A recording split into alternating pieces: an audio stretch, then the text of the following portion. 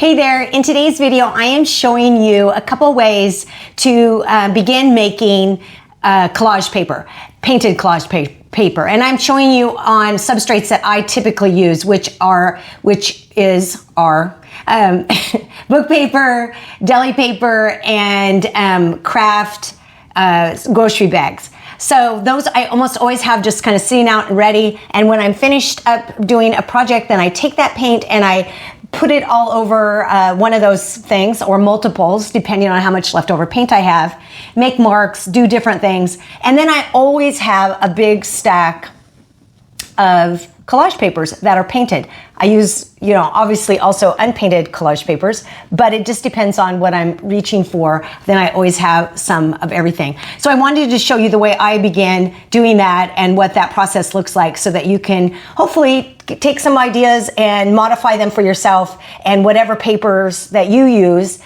just begin putting down paint and seeing what happens and having a lot of fun. So anyway, I hope that you enjoy this video, and let's get started. Before we get started, I thought I'd just show you a few of the collage papers that I already have done. Now, I will say I don't usually set out to just make collage papers. Occasionally I do that, but not usually. The way my collage papers come about is through using up leftover paint. So then I always have certain things ready to go, like deli paper, craft paper, and then book paper.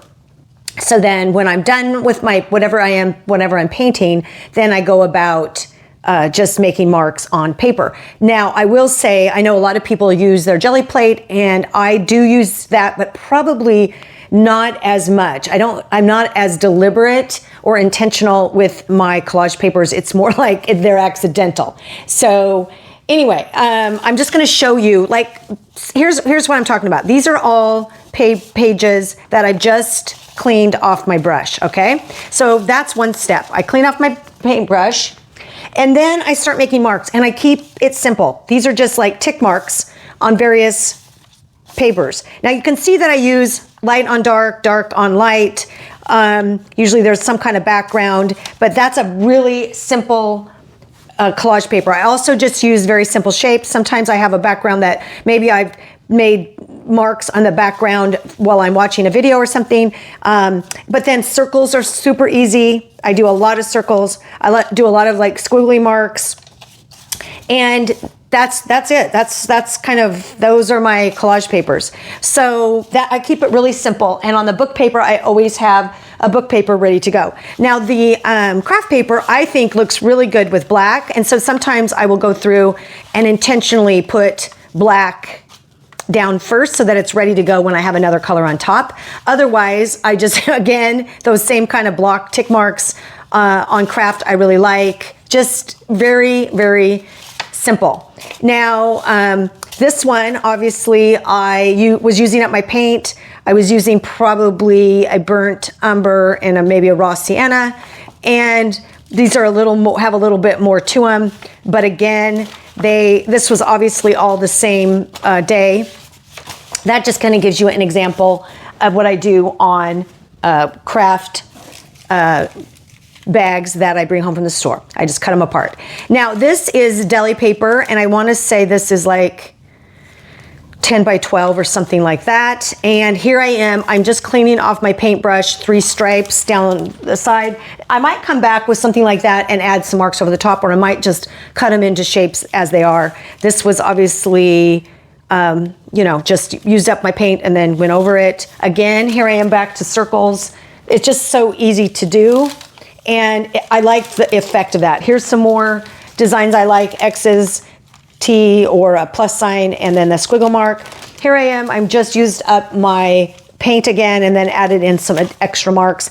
And this is a really light color that I've used, because sometimes you need lights and darks. But whatever is left on my palette, I don't want it to be wasted. So that's pretty much how I begin. So I thought I would show you. I have some random book paper here, and I'm just going to quickly, I'm not going to use these little bits and pieces. Well, maybe I'll use these bigger pieces. Maybe I will. What I would do if we were going to pretend like this is used up, I'm just going to use this palette knife, scrape that in. Now I would have to let that dry, but right out of the gate, there's a piece of collage paper. I can come back in with a lighter color, but obviously, you know, you got to let it dry in between. So I'm just kind of giving you, I'm pretending like this is leftover paint. So, and I might just do that. And let's see what else. Let's do this. This paper's kind of ripped, but I guess it doesn't really matter. Let's go in with this raw sienna? No, it's yellow oxide. And it's a little more transparent, but we'll just do some simple shapes. So it's as easy as that. Now, this is a bigger piece. I'm going to open this up. You really, you just have to choose like what kind of design or marks do you like? This is black. So let's just say I want to go really bold. Okay, it's hard to show you and do this. Okay, but I like kind of how that's maybe not perfectly lined up there. So right out of the gate, wow, just there's a lot of drama. There's a lot of pieces. I could come in and make some other little marks along the bottom or in and out if I wanted. If I thought down the road I might want it to be, I just don't know. It's, again, we don't know what we're going to use our collage papers for, but that was just really, really fast and super easy. So I'm going to move the book paper away.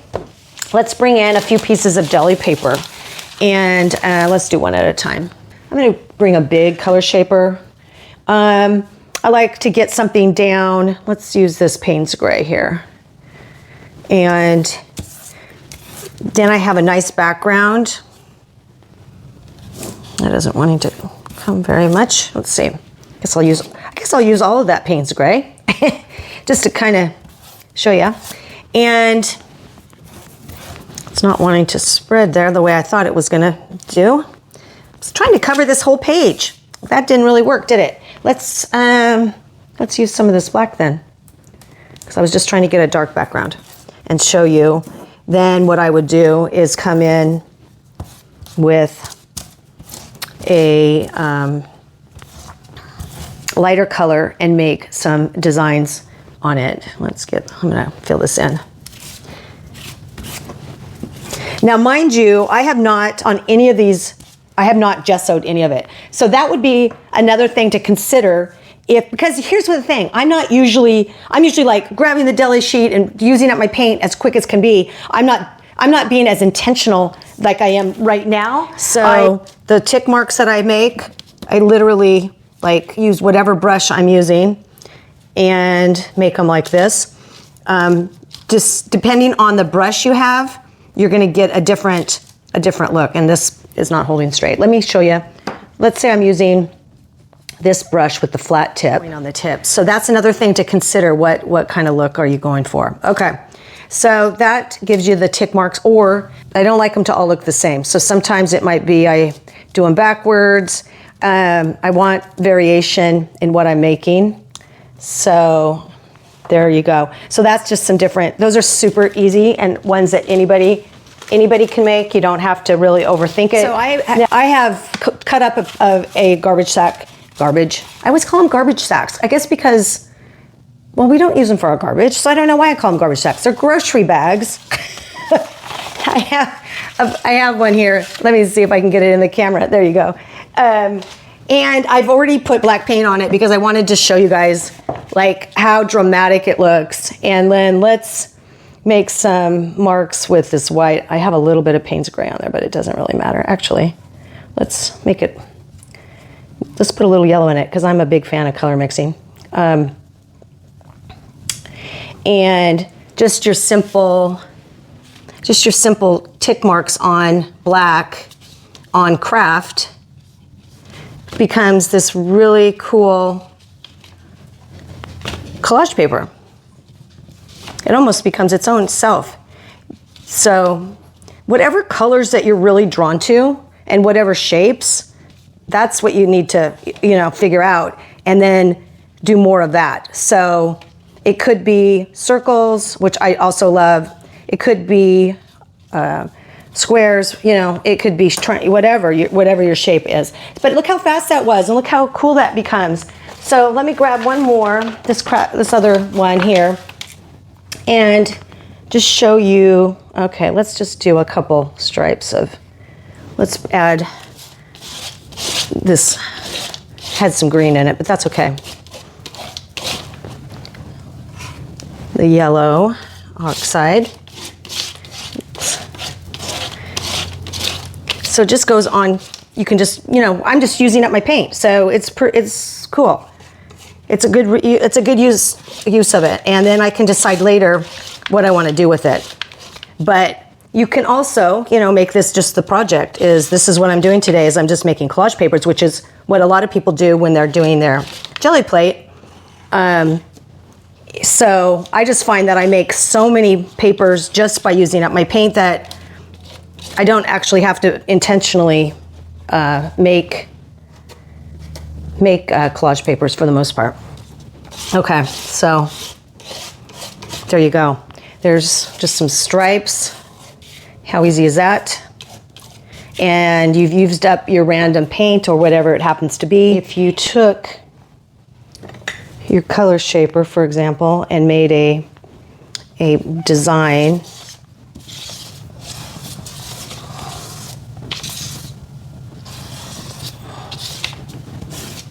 you could cut that out and use that as part of your pattern.